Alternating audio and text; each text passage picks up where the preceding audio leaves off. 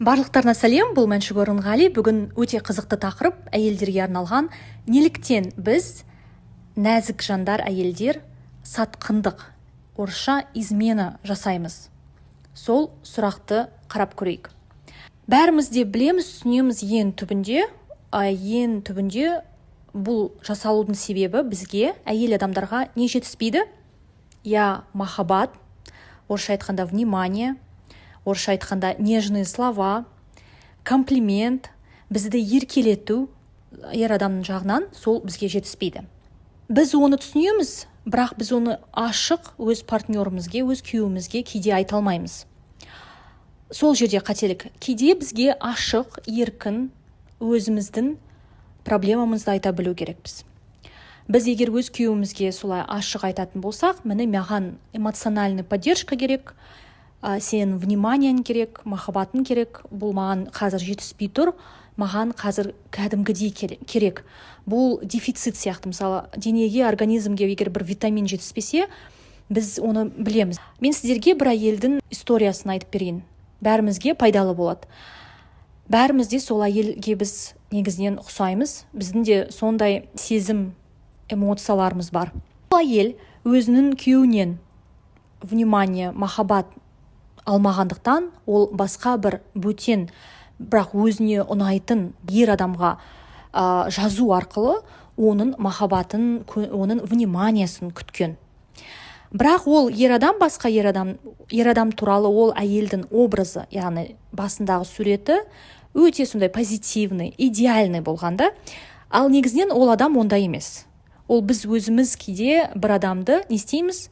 Идеализировать етеміз. Мысалы, біз бір әншіні жақсы көрсек, бір актерді жақсы көрсек, біздің ойымызда сондай идеализация пайда болады сол адам туралы. Ал негізінен біз бәріміз білеміз, ешкім идеальный емес, әрбір адамның өзінің жақсы және жаман жақтары бар.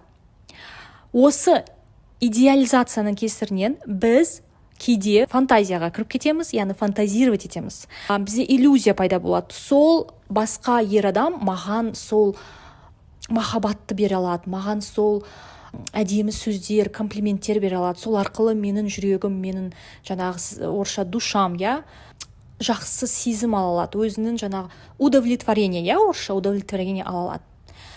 Бірақ өкінішке орай ол иллюзия болып саналады, өйткені бізге ол басқа адам, біз ол адам туралы идеализировать еттік, бірақ біз ол адамды танымаймыз, ол адамды жақын танымаймыз. Өзінің проблемаларымен өмір сүріп жатқан басқа бір бөтен адам. Ол бөтен адам бізге сол біздің одан сұрап тұрған нәрсені ол бере алмау мүмкін.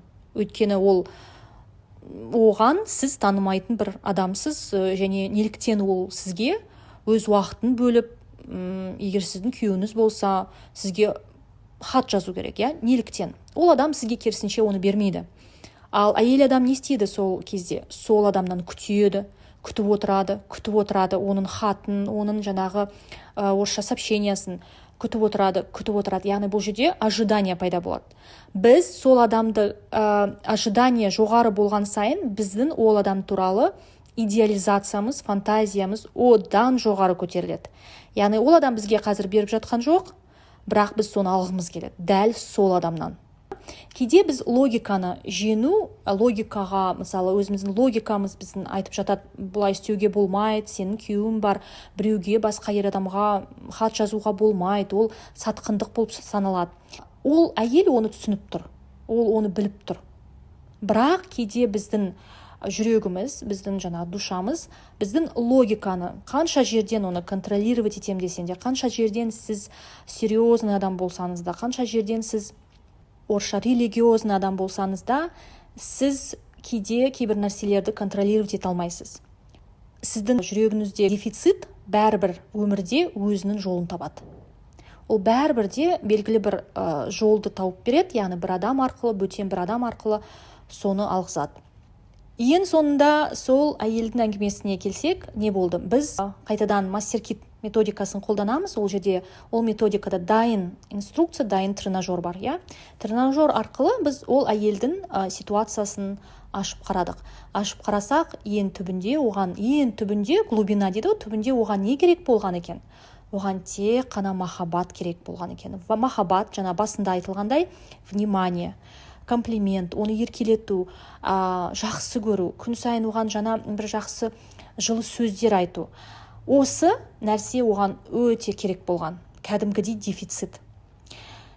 Яғни осыны түсінгеннен кейін ол әйел өз күйеуімен ашық сөйлесу арқылы өз күйеуіне сол мәселені айтқан, маған осы керек деп. Сол кезден бастап күйеуі оның жаңағы қазіргі дефицитін, проблемасын түсініп, олар бір-бірімен қарым-қатынастарымен жаңағы жұмыс істеп жатыр. Өйткені біздің партнерлеріміз, біздің күйеулеріміз, олар басқа тілде сөйлейді. Олар біздің ішімізде болып жатқан нәрсені білмеу де мүмкін, түсінбеу де мүмкін. Сондықтан ер адамға тікелей айту керек. Сізге не керек? Қандай дефицит сізде қазір? Не болып жатыр? Сізге не керек? Сізге ашық оны айта білу керек. Сонда сіздің жаңағы өзіңіздің күйеуіңізбен коммуникацияңызды жақсарту керек. Жаңағы әйел осы мастер-кет методикасын жасау арқылы оны түсінгені, жаңағы ол адам туралы, жаңағы басқа өзіне ұнайтын ер адам, ол ер адамды ол бұрыннан білсе де, бір жерден білсе де, оның образын, басындағы образын өзгертті. Оның басындағы образы идеализация болды. Яғни ол ер адам барлық әйелдерге тілейтінім, бәрімізге де осындай дефицит болмасын, өмірімізде махаббат, внимание, бізді еркелету күн сайын өмірімізде болсын, күн сайын. Тыңдағандарыңызға рахмет, келесі кездескенше.